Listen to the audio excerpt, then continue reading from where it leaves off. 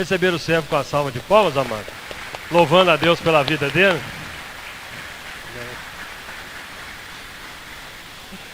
Glória a Deus. Depois de 30 anos pelo mundo aprendendo, para o Senhor falar, agora chegou a vez de se aplicar aqui, e eu aqui estou. É uma honra estar aqui, poder compartilhar. E o propósito disso é, como nós conversamos com o pastor, é que a gente possa trazer o conhecimento a vocês para se aproximar ainda mais, né, de Cristo, né, do Senhor, que tenha mais ação do Espírito Santo em você. Então a gente sabe que passa pelo autoconhecimento, saber também, né, que o autoconhecimento é que nos leva mais próximo do Espírito Santo. Ok? É um prazer. Amém, Douglas. Vamos lá? Abra sua Bíblia com a gente, por favor, em Gênesis capítulo de número 1, versículo de número 26 e 27. Nós vamos ler esses dois versículos. São os versículos base de princípio. A gente vai colocar umas telas ali, vocês podem acompanhar em casa também essas telas.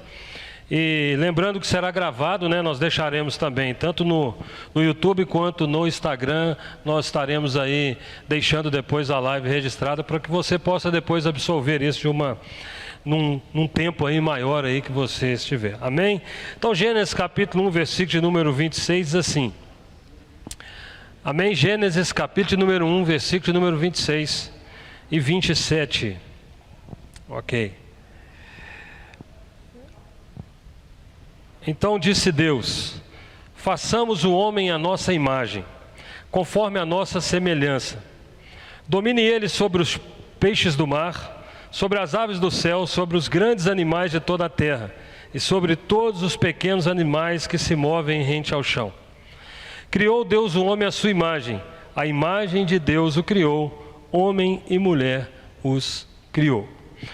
Então nós queremos falar hoje principalmente sobre marcas. E a primeira marca em nossa vida é a marca de sermos imagem e semelhança do Criador.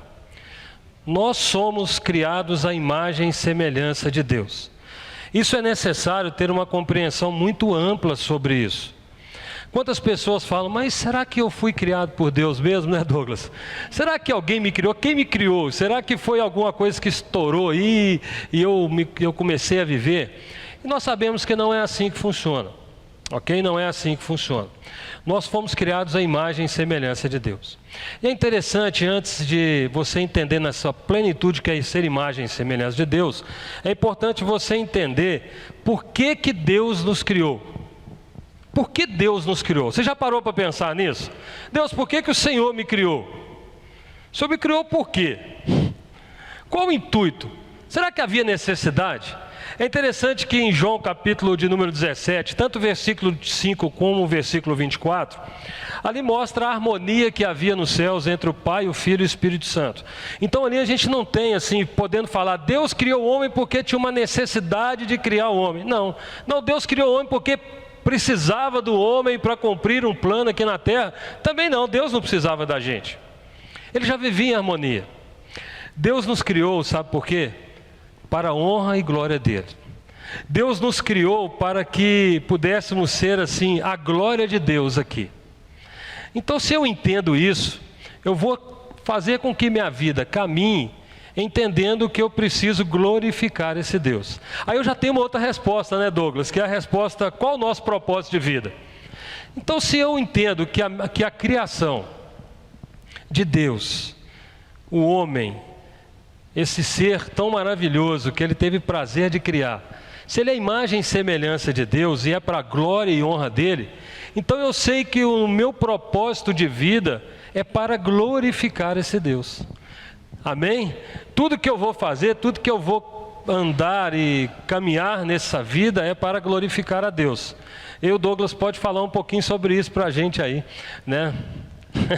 Só completando, né? Além disso, né, também do principal criação de Deus, por ter nos criado, sim, pelo amor, ok? Deus é o amor e Ele quer compartilhar isso, né? Eu acho tão legal que Ele diz façamos, Ele não diz faça. Façamos, Ele está dizendo quem? Com o Senhor Jesus e com o Espírito. E isso é compartilhar, né? Então, porque o amor antecede a nós, a qualquer coisa, porque Ele é Deus. E aí ele fala, ele faz por esse motivo e por amor. Vamos expandir esse amor, né? É tão misericordioso e bom que ele fala assim, não ficar só conosco, vamos criar tudo para mostrar esse amor, para trazer o amor, para compartilhar esse amor com tudo, né, da sua criação.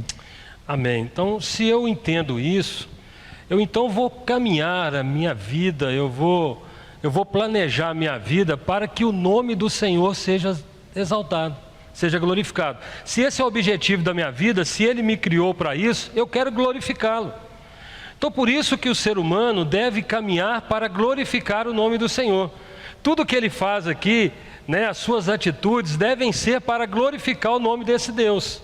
Não apenas para viver. Pelo menos se você fosse criado, para Deus criou aqui e aí. Qual a existência disso? Qual a razão disso? A razão é para glorificar o nome do Senhor. Jesus diz em o Evangelho de João, capítulo 10, versículo 10, que Ele veio para nos dar vida e dar vida em abundância. Então Ele veio, essa abundância é essa glorificação desse Pai aqui na terra. Então nós vamos caminhar glorificando o nome do Senhor. Essa é a nossa ideia. O Salmo de número 16, versículo de número 11, tem um texto que diz assim: Tu me farás conhecer a vereda da vida, a alegria plena da Tua presença, eterno prazer à sua direita. Então o ser humano, ele precisa glorificar a Deus, e tudo que ele faz para amar esse Deus, em resposta desse amor. Então a adoração, ela é uma resposta do amor de Deus para a nossa vida. Amém? Então, se eu entendo isso, eu entendo que eu sou a imagem e semelhança de Deus.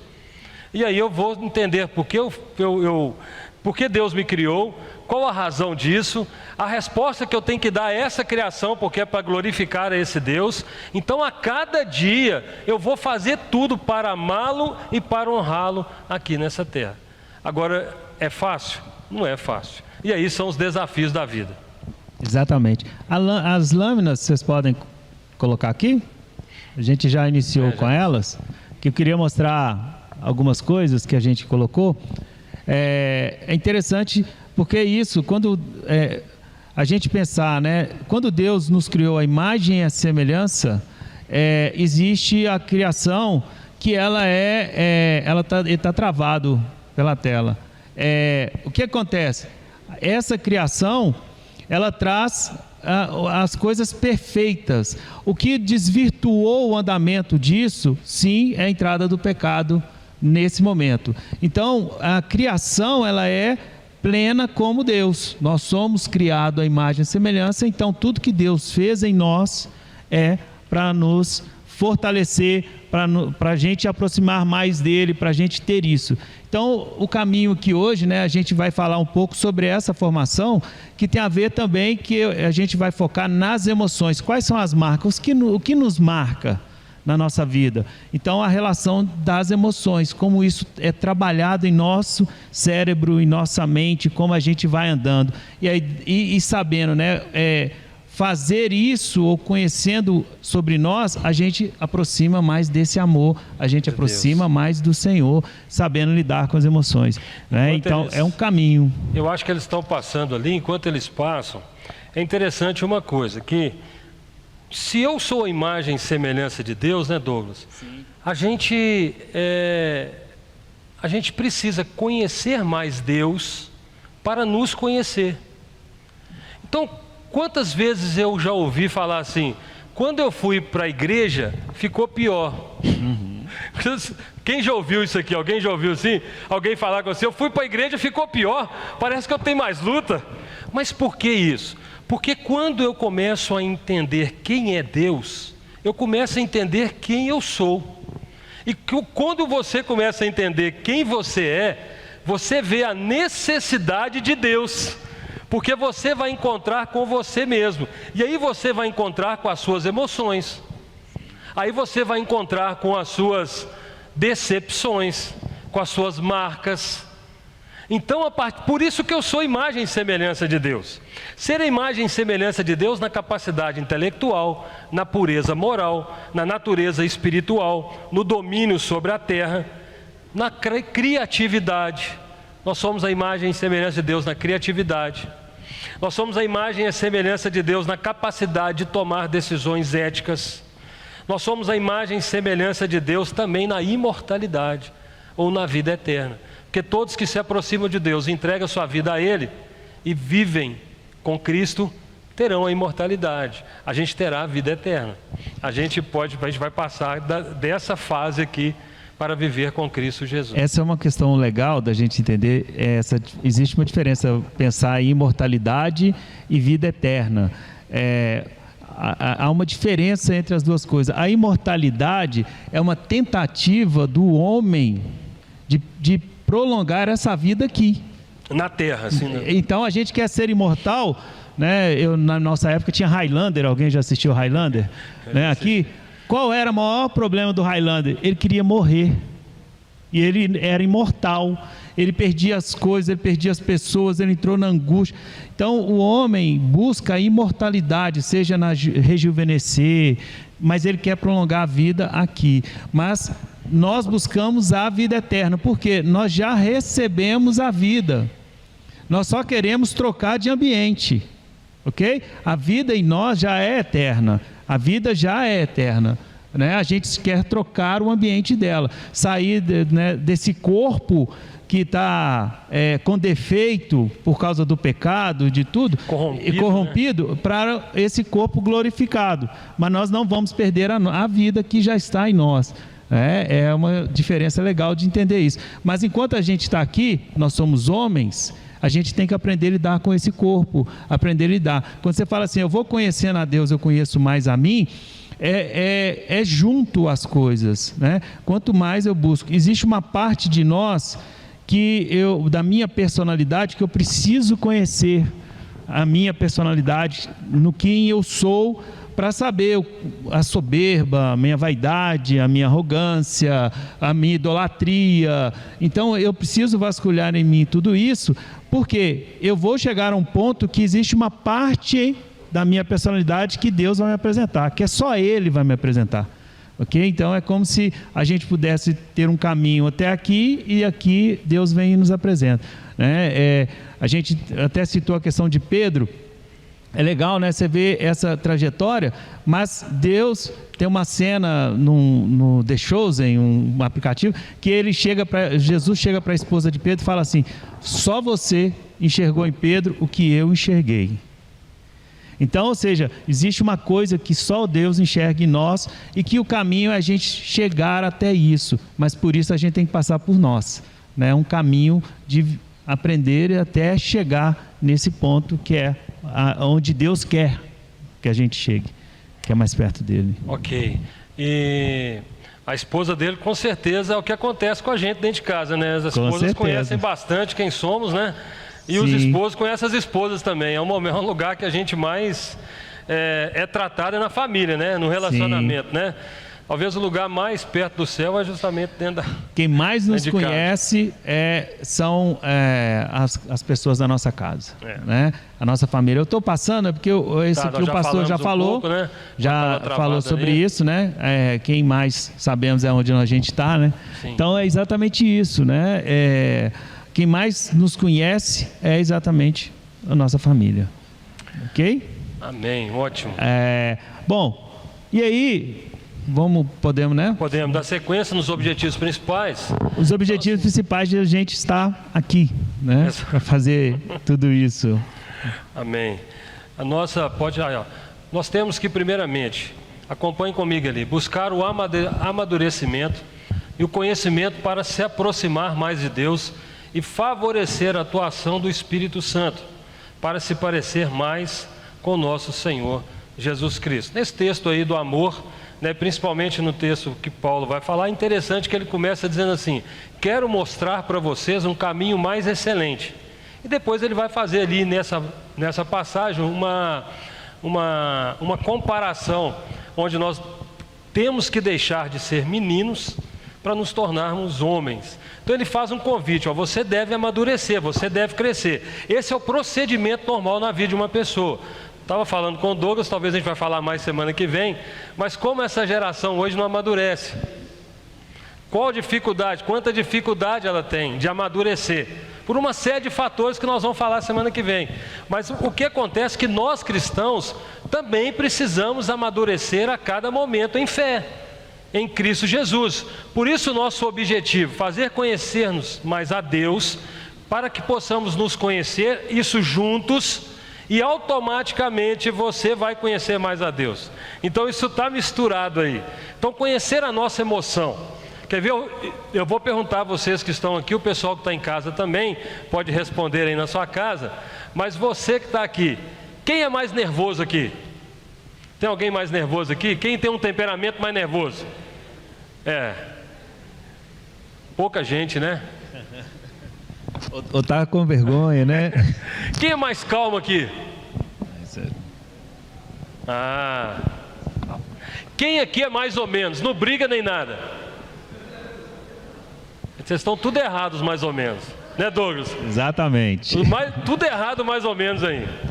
Mas aí, Douglas, vamos falar um pouco dessas emoções aí. Exato.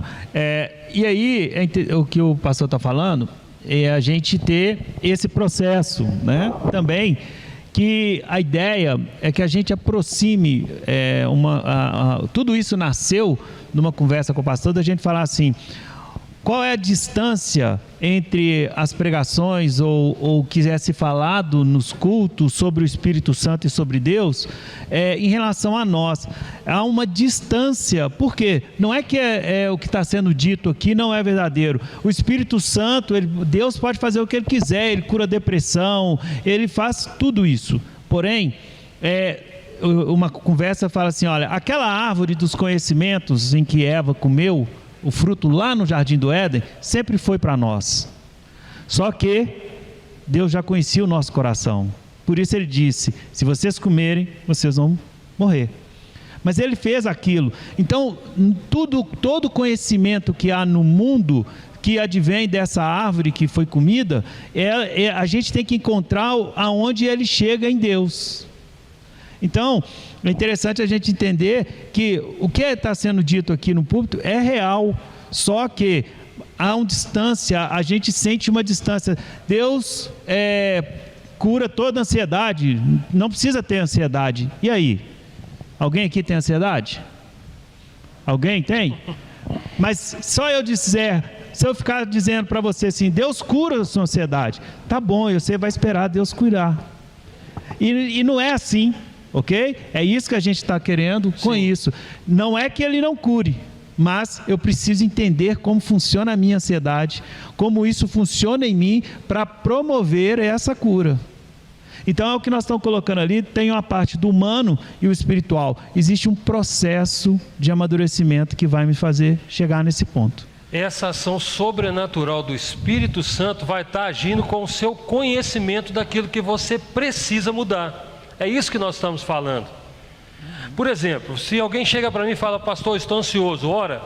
Sim, nós vamos orar e o Espírito Santo vai agir, nós cremos nisso. Lançai sobre ele todas as ansiedades, porque ele tem cuidado de nós. Mas você vai lançar a sua ansiedade diante dele?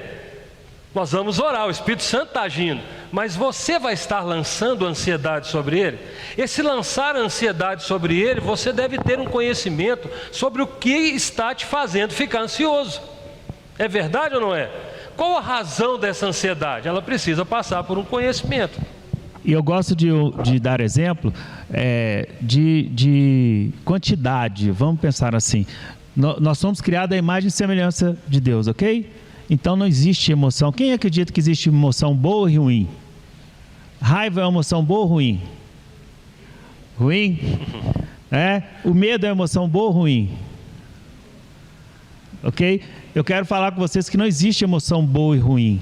Emoção é emoção e ela foi criada à imagem e semelhança de Deus. Se nós temos emoções, há um propósito nisso e ela tem uma função em nossa vida. O amadurecimento nos faz enxergar a função disso e utilizar da forma correta. Ansiedade, não, eu vou mostrar, mas é como ansiedade é importante na nossa vida, porque é ela que me faz planejar. Eu não faço nenhum planejamento na minha vida se eu não tiver ansiedade.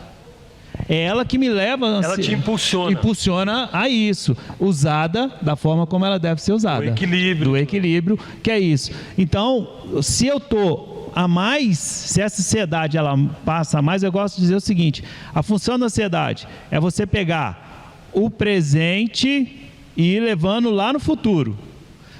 Exemplo, tenho que pagar R$10.000 daqui 2 meses. Um exemplo. Aí o que eu faço? A ansiedade vai fazer que eu pegue o dia de hoje e faça uma projeção até o dia que eu tenho que pagar R$10.000 e saber quanto que eu tenho que juntar por mês. 2 meses eu tenho que juntar 5, como eu vou juntar isso para chegar lá com os 10.000. A ansiedade improdutiva, que é excesso, que eu faço? Eu pego o futuro e trago para o presente. Eu tenho que pagar R$10.000 a 2 meses, só que eu não tenho dinheiro. O que eu faço? Eu trago ela para agora. Nossa, eu não tenho dinheiro. Como é que eu vou pagar isso? Eu entro nessa ansiedade que é improdutiva. E ela vai bloquear. Eu não penso na produção disso, ok? Então, é essa a relação, né, de aproximação. E aí, a gente já falou sobre essa questão da emoção divina. Existe as emoções secundárias, né, em relação a isso. Então, olha lá, o medo. O medo é a emoção primária, que ela é biológica, ou seja, foi criado em nós, existe um sistema biológico nela, que tem a ver com o nosso cérebro, com tudo, quando foi criado. E a gente, a partir da racionalidade, que é a parte que convém, a gente transforma a emoção básica em sentimentos, em emoções secundárias. Então, olha lá, o medo proporciona insegurança, ciúmes, receio, ansiedade, é tudo raiz do medo. Quando eu tenho ansiedade, eu estou com medo. Sim.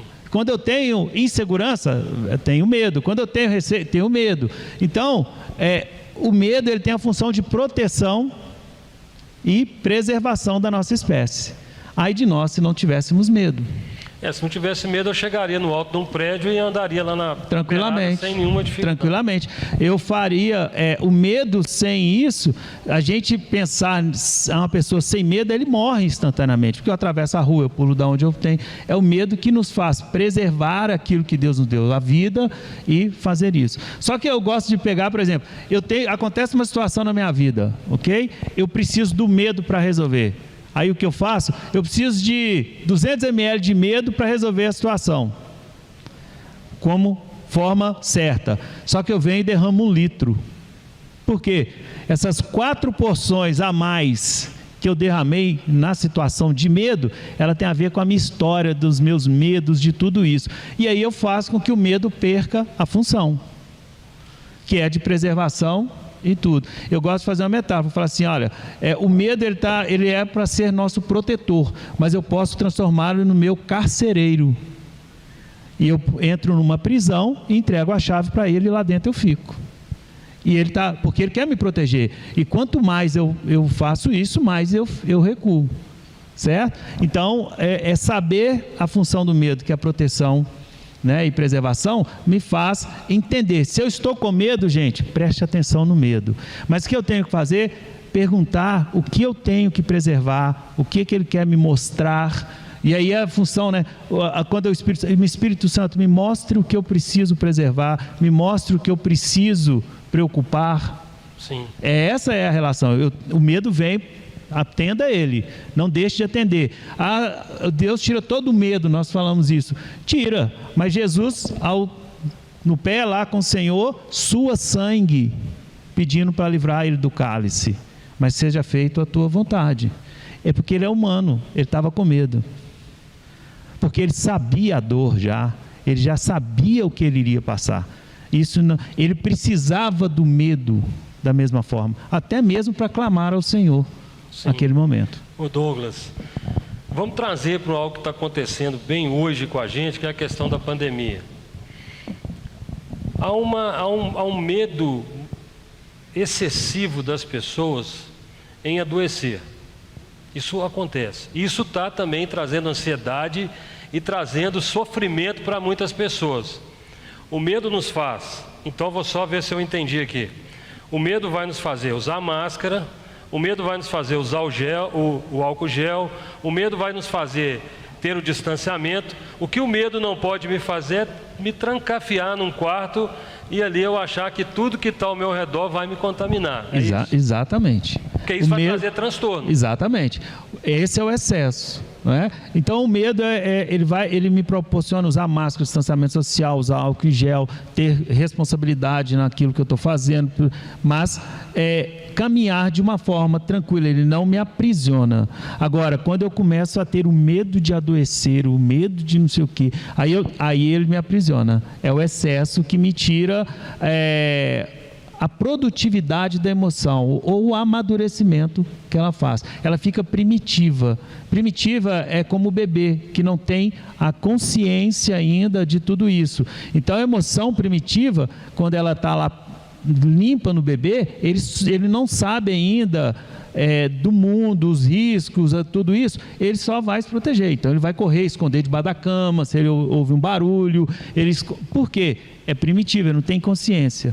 Né? Então é isso mesmo que você disse. A pandemia, o medo vai me fazer agir da forma correta para minha preservação nossa e do outro, mas não me aprisiona naquilo, porque se eu exceder, eu preciso de 200 ml do medo para lidar com a pandemia, eu estou jogando 1 litro, e 4 porções que eu estou citando como exemplo, tem a ver com a minha história, os meus montes de medos, a minha vida, tudo que eu passei, focado em mim, em que eu não consegui ainda lidar com eles. Né? É muito importante dizer que se me falta, na nossa formação de personalidade, quando a gente está sendo formado, se me falta um alimento emocional numa situação, por exemplo, eu tenho uma situação de medo ali, e faltou dos pais ou de alguém que vem nos dar a segurança, explicar, nos fazer ter um entendimento daquele medo, eu fico preso àquilo ali, porque dentro de nós existe só um tempo, só o presente. O passado, presente e futuro é uma divisão racional.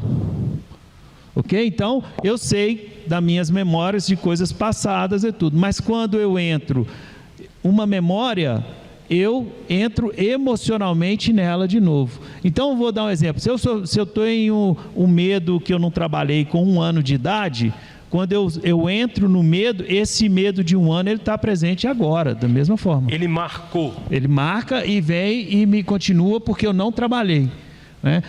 É interessante, a psicoterapia, o trabalho com psicólogo, eu gosto também de usar essa metáfora de um psicanalista, que chama Winnicott, que ele fala assim, a gente vai, o adulto e o terapeuta, o psicanalista, nós vamos ir lá na nossa criança. Então eu volto lá naquela criança que é minha, que está aqui dentro de mim, nós vamos dar a mão para ela e vamos vir caminhando com ela até o dia de hoje. Então nós vamos trazendo isso, a experiência, e fazendo com que ela venha amadurecendo, porque faltou alimento, então a gente volta lá e dá a ela o alimento que faltou naquele momento, e assim ela vem amadurecendo, vem crescendo e a gente vai se conhecendo. Sim, e tem pessoas aí, vamos entrar para a área da conversão, aí a pessoa encontra com Cristo, a gente sabe que ela mudou a vida, porque ela teve um encontro com Jesus. Então Jesus fez isso no coração dela, o que fez com a gente. A gente continua com essa marca, porque o verdadeiro amor lança fora todo medo, Deus vem trazendo uma nova vida, eu sou nova criatura, mas diante disso eu vou conhecendo a Deus, eu vou resgatando isso para que eu possa ir a cada dia lidando com as situações que marcaram a minha vida. Então assim, esse conhecimento dessas coisas, do que me marcou, elas vão me libertando também. Isso é sensacional, porque há uma marca, sim, se eu encontrei Jesus, é uma marca, e é uma marca emocional, né? Só que Jesus não vai apagar a sua história, Ele quer a multiforme, como nós fomos criados. A sua personalidade, você como você foi formado, é importante. Ele quer isso de você. Só que Ele quer você sarado né? Então o que acontece? Uma nova história. Uma nova história. Releitura da sua vida. E aí todos os dias a gente tem uma batalha interna, né? A gente vai mostrar ali. E é legal, né? O que acontece? Como lidar com isso? O nosso cérebro, ele tem uma coisa na neurolinguística que a gente fala assim, fazer uma brincadeira para vocês entenderem. Ó, presta atenção, não pensem no elefante rosa com bolinha azul. Quem pensou? Todo mundo pensou. Todo mundo pensou, mas eu disse não pense. Ok? O que eu quero mostrar para vocês? O nosso cérebro, para ele destruir alguma coisa, ele tem que trazer de volta, criar. Você construiu o elefante e explodiu ele. Sem ter na minha mente, eu não destruo. Então, o que acontece na nossa história? Muitas vezes nós somos pegos a pensar no nosso homem corruptível, no passado, nas coisas ruins, naquilo, nos pecados. E o que eu trabalho isso para mim, né? Eu estava falando isso, que é importante a gente entender, é que muitas vezes eu começo a me penalizar, a pedir perdão a Deus, eu não quero pensar mais nisso. Não é esse o caminho. Porque quando eu digo assim, eu não quero mais pensar nisso, eu já estou pensando de novo, eu já estou preso por aquilo, aí volta a minha mente, eu tenho que pedir perdão. E já pediu. Já pediu. Já pediu, já limpou, já foi perdoado. Esse pecado já foi perdoado, ele está voltando para ser destruído. Ok? Então qual é o caminho? Se você voltou à minha mente algo que é do meu passado, eu chego e falo, Senhor, se voltou é para ser destruído. Espírito Santo que habita em mim, destrua tudo que não for do Senhor na minha mente. Então, eu não tenho nem que pedir perdão, isso já não é mais pecado para Deus, ele já foi perdoado. Ele precisa ser destruído, e para isso ele retorna à minha mente, naturalmente, por ser nós homens, eu não tenho que me limpar. Então essa batalha interna, ela tem a ver com exatamente esse caminho, que a gente precisa não se penalizar ou achar porque voltou a pensar alguma coisa. Quanto mais eu tentar lutar com o pensamento, mais eu penso nele. O medo é muito legal. Qual a função, né? Tem a raiva logo em seguida? Exatamente. Vou pôr os três ali. Medo, raiva e nojo. Porque eles fazem parte de um mesmo sistema biológico em nós. Então, quando a gente tem esse sistema em funcionamento, que é o sistema, no caso, o parasimpático, que dá vazão às emoções, ali vou falar delas e eu vou explicar o restante. Raiva. A raiva é uma emoção primária, da mesma forma, biológica, que vem junto, e a partir do raciocínio da nossa mente, a gente cria os sentimentos, aquela emoção secundária que a gente pensa sobre ela. Ali eu pus alguns: ódio, inveja e indignação. A maior combustão, a maior destruição que existe é a raiva e a inveja no contexto. Quando elas assumem... As duas aliadas. Elas são alinhadas, mas eu digo assim, a maior combustão é quando a inveja, porque a inveja, ela potencializa a função muito da raiva. A raiva tem a função de destruição e acreditar. A inveja, eu quero ser o outro. Eu quero destruir o outro, eu quero que você tenha. Eu quero o lugar do outro e para isso não importa o que eu vou... A inveja... a inveja maligna, a inveja improdutiva que a gente tem, eu quero ter o que o outro tem, e eu faço qualquer coisa para ter aquilo, inclusive de destruí-lo, porque eu não dou conta de ver você feliz com isso. No momento que eu destruí você, por exemplo, eu também perdi a graça. O que acontece com Judas quando ele entrega Jesus? O que mais Judas tinha, assim como o diabo teve lá no jardim, desceu, é inveja. Ele queria a glória, ele não conseguia ver Jesus e não fazer ou querer ser como Jesus, e aí ele entrega Jesus, porque isso faz com que essa inveja, essa ansiedade dele, ele desse conta dela. E é interessante os dois caminhos. Pedro erra da mesma forma, Judas também erra, mas um não é por inveja, o outro é por impulsividade. Um busca a restauração e o outro busca a destruição. Exatamente, porque aí que é legal de entender qual a emoção que nos está levando àquele aquele negócio. Pedro erra por medo, ok? Sim. Judas por inveja, ele está na raiva. Pedro está no medo. Então eu posso sentir raiva. Deve. Alguém aqui já sentiu raiva hoje? Não, né? Deve. Alguém pisou no seu pé e hoje, pisou no seu carro, você ficou com raiva de alguma coisa. Então raiva, a gente sente raiva. E deve sentir. Deve sentir raiva. Esse é um sentimento desse básico aí para a nossa vida. Normal. Mas a diferença é o que eu vou fazer com isso. O que eu vou destruir para que eu acredite. Porque é isso que funciona da raiva.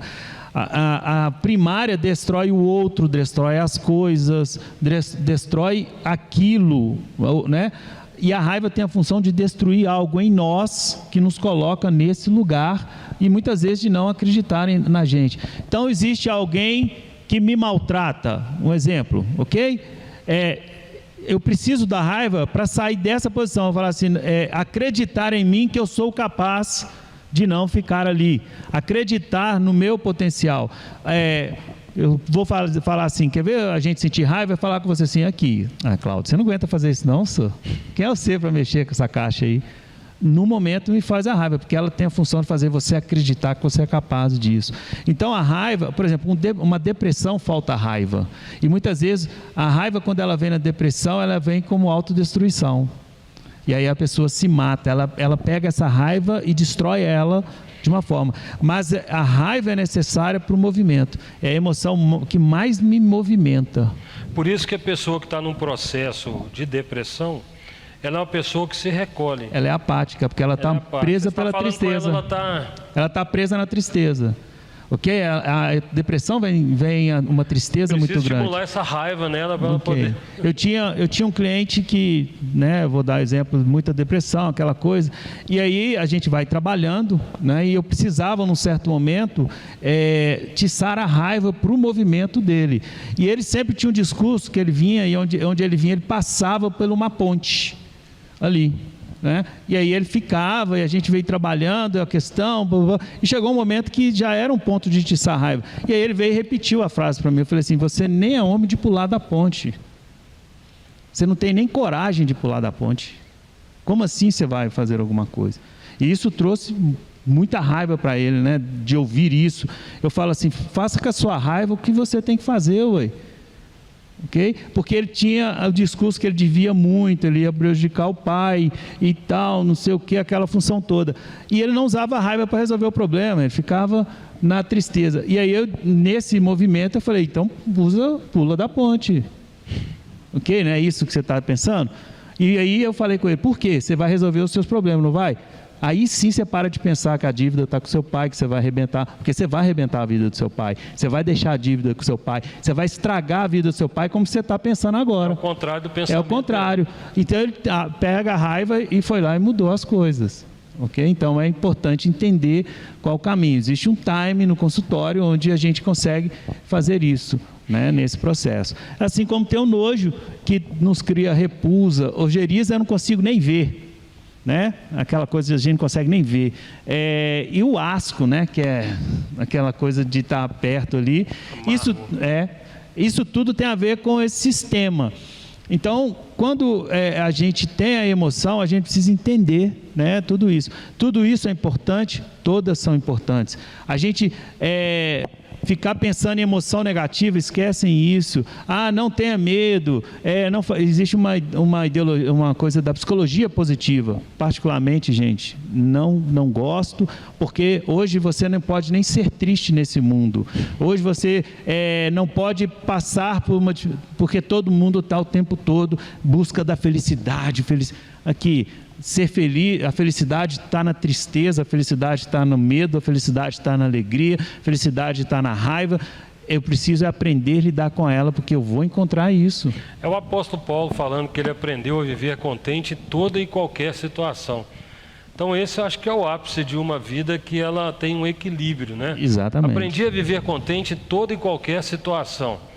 Então assim, ele aprendeu a passar dificuldade, aprendeu a ter fartura. Com certeza o medo ele viveu nos naufrágios, as pessoas querendo bater. Ele foge para não morrer. Exato, Ele foge para não morrer porque ele está com medo.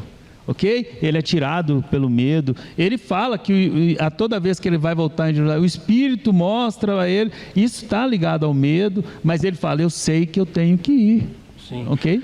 Da mesma Douglas, forma. como que a gente coloca então, esquematizado, eu sei que você tem um slide aí para a gente, como que a gente entende isso então? Como esse encontro, essa imagem e semelhança de Deus, eu entendo quem eu sou, eu busco a Deus, entendo quem eu começo a entender quem eu sou, entendo a raiva, eu entendo o medo, eu entendo o nojo, eu entendo a tristeza, eu entendo a alegria, vou desenvolvendo isso, sei que isso não é uma coisa que vai me confrontar, porque o mundo está me dizendo que eu tenho que ser feliz, eu tenho que ter vida boa, eu não vou poder sofrer, eu não tenho doença, eu não tenho nada.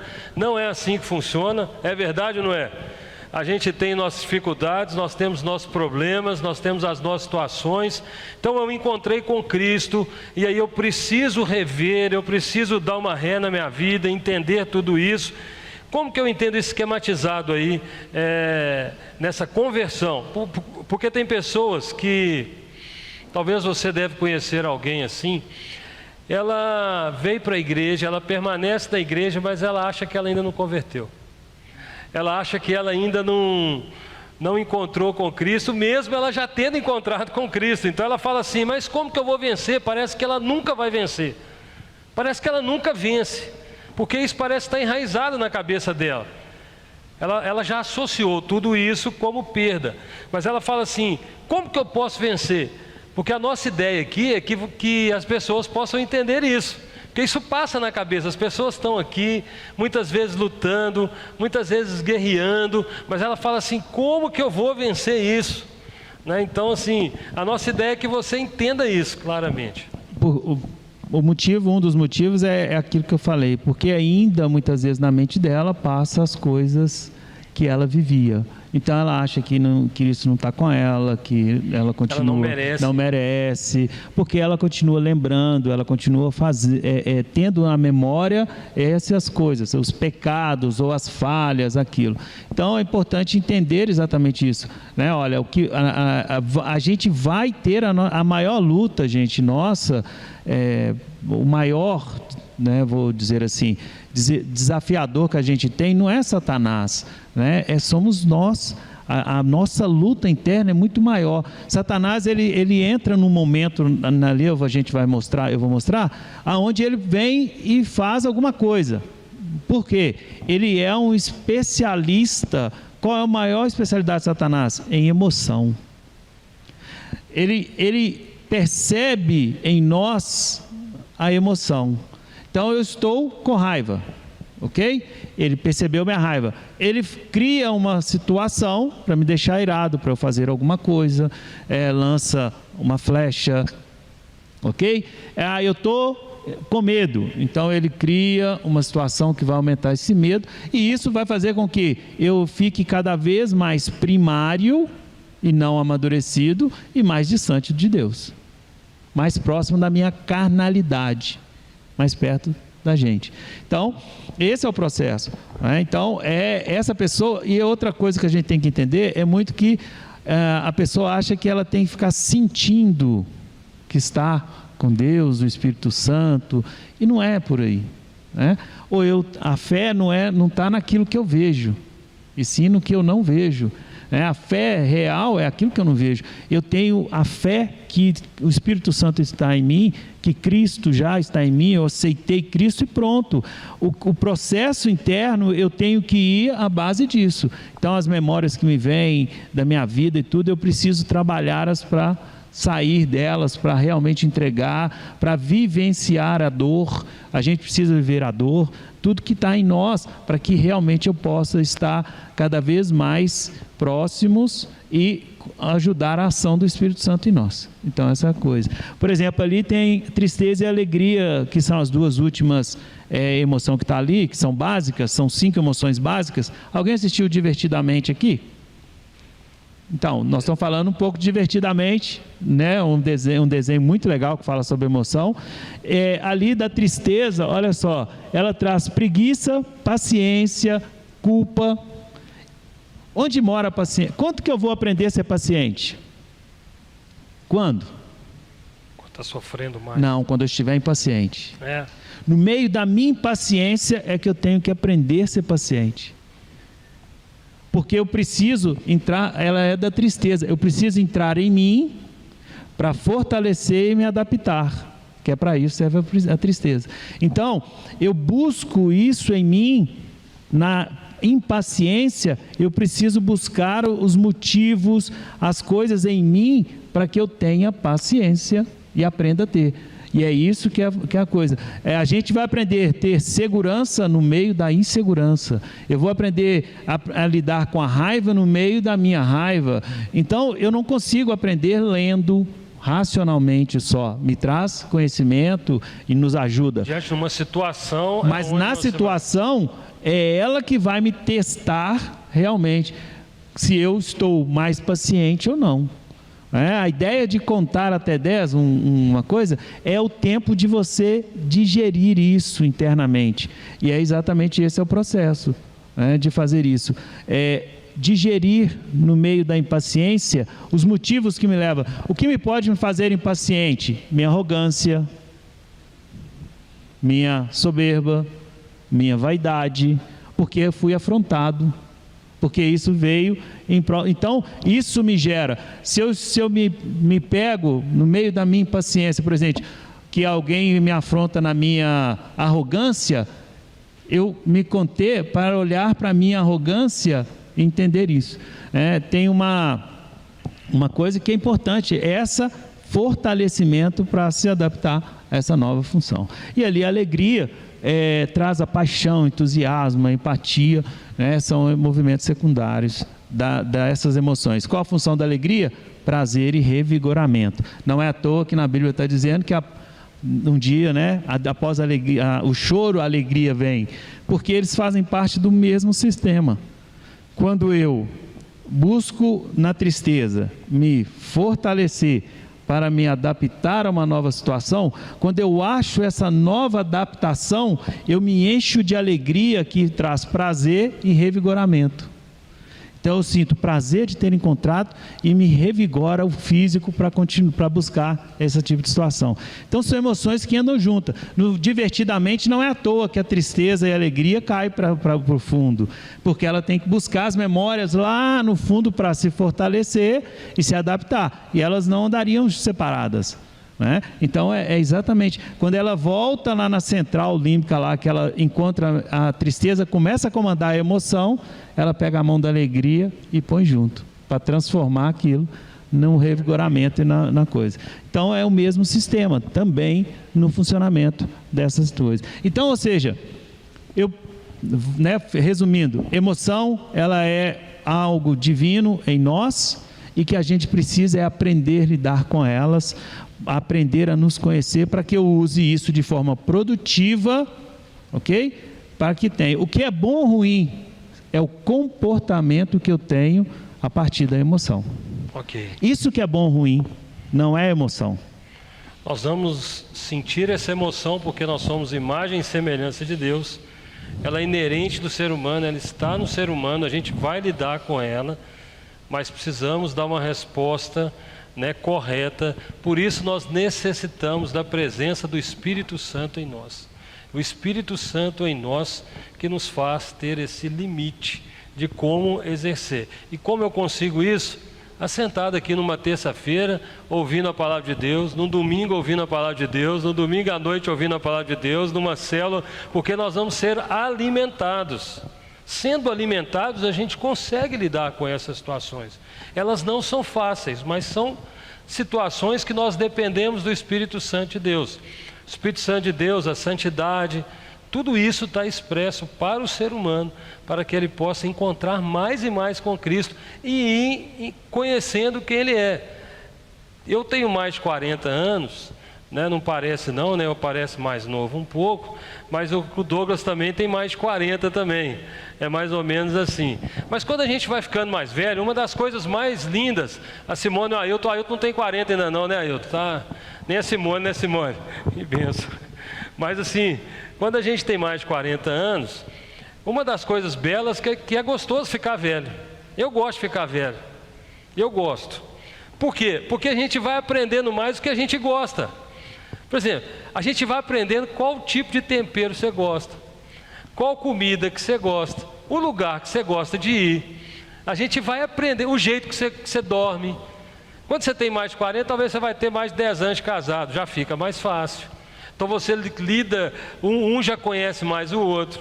Então tudo isso é importante para nós, né? Então assim, a gente começa talvez assim no relacionamento conjugal, se a gente tem mais tempo, a gente consegue lidar com as emoções mais fáceis aí, né? Porque a gente está conhecendo um ao outro. Mas é isso que é interessante pensar, porque isso é uma verdade, desde que se busque isso. Sim. Ok? Porque não necessariamente é a realidade. Né? Quantos casamentos acabam com 7, 10 anos, 20 anos, 30 anos, 40 anos, porque nunca se buscaram isso, ou dentro da relação não se trabalhou conflitos, a aceitação das coisas.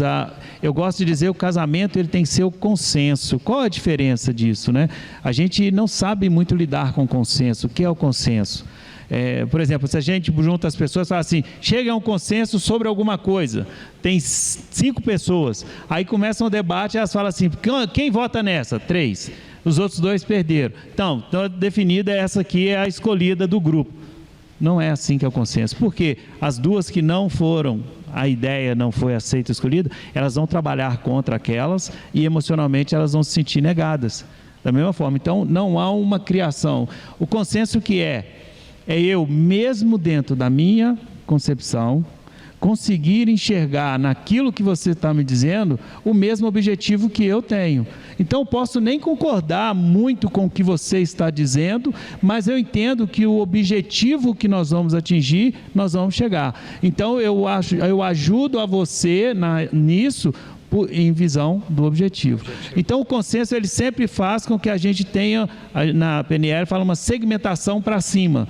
Então a gente sai do objetivo aqui e enxerga ele maior. Então eu posso ter uma ideia diferente da sua, mas a gente tem que saber se a sua ideia, a minha ideia nos leva para o mesmo lugar. A gente vai conversar. Há uma dialética, a gente fala, né, do pensamento, que é muito interessante, assim, há a dialética que a gente usa, que é tese, antítese, síntese, é a formação de qualquer coisa. A síntese ela está no consenso, vamos dizer assim. A tese ela é verdadeira, assim como a antítese é. Agora a gente precisa saber da síntese. Os maiores conflitos que a gente vive não está na diferença. Não é porque eu penso diferente de você. Os maiores conflitos que a gente vive estão na semelhança. Por quê? Eu penso diferente de você, mas nós dois somos cabeça dura. Eu não te aceito, você não me aceita. A semelhança que a semelhança de não aceitar o outro é o que faz com que a gente tenha guerra no mundo, que a gente tenha problemas com o outro. Porque a diferença é a que constrói. Entende que nada nesse mundo que foi criado, ou qualquer evolução que a gente tenha, não é por uma diferença? Por alguém pensar diferente, por enxergar algo diferente. Então é a construção disso que precisa ser dada. Eu falo isso para meus clientes, né? As pessoas muitas vezes acham que ela é um ET na família. E aquelas pessoas que ela tem mais problema na família, é as que ela mais parece. Mais se identifica. Mais se identifica. Então, eu quero negá-la, porque negando eu nego em mim a mesma coisa. Eu preciso entender isso. Ok? Ok, Douglas, vou fazer uma proposta para você. Eu sei que nós temos uns slides ali, mas nós vamos deixar para a semana que vem para poder explicar mais detalhada essa parte aí, e a gente entra no outro processo. Já são quase 9h30, né? Então a gente consegue chegar lá, beleza? Ok.